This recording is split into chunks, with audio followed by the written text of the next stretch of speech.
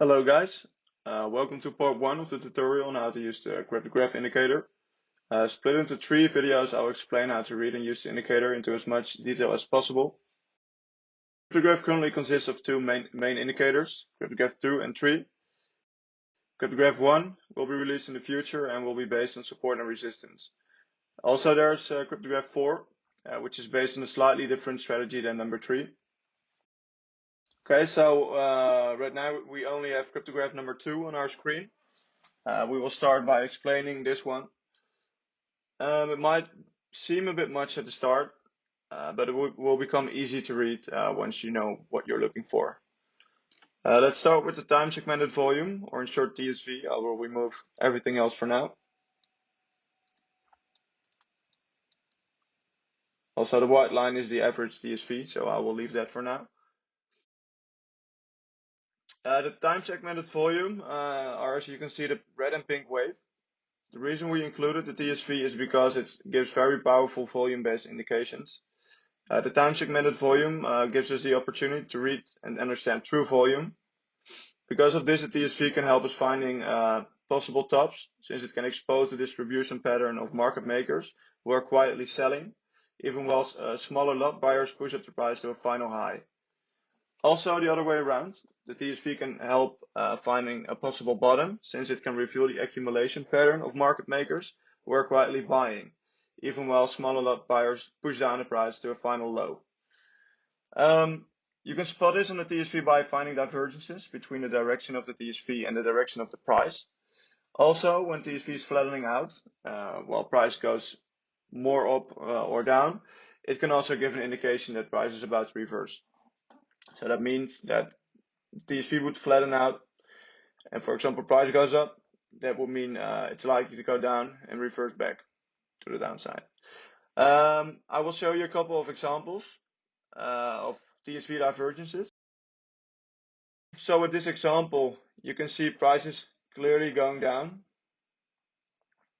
while TSV is printing higher highs. So around this place, this area would be a good example to long. Let's go a little bit more back in the chart to find some more divergences.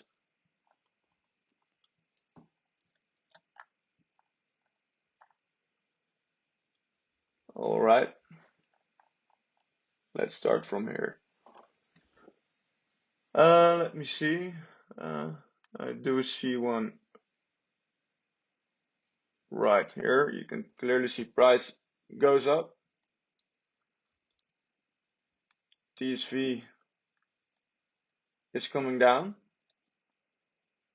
So that's a clear divergence between TSV and price. You can see from here, price goes down by over 7%. Oh, and right after that, another divergence appears. You can see price clearly goes down, keeps printing lower lows. And from here, TSV continues to print higher highs. So right after that, we found a long entry over 8% this time. Let me see if I can find any others.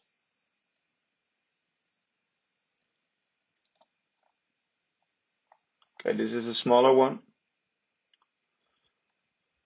You can see price is coming down.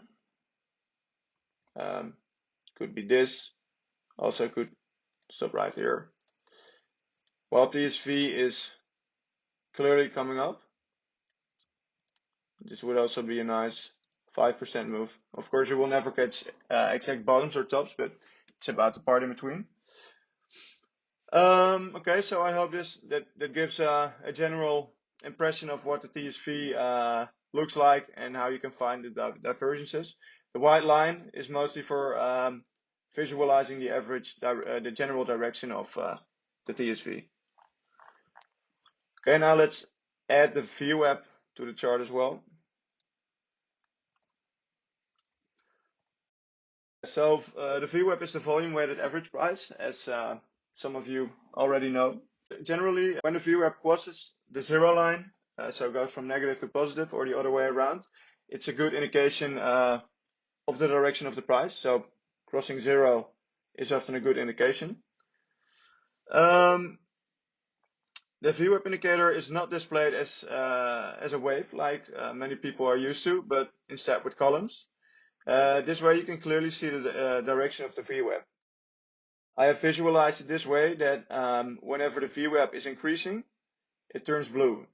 So this candle is lower than this one, than the current candle. So it turns blue until it goes back down, and it turns purple, and when it goes up, it turns blue again. Purple went down.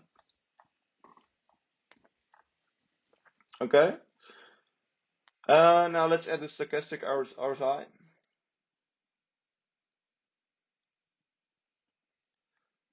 The stochastic RSI generally gives a clear indication whether an asset is overbought or oversold.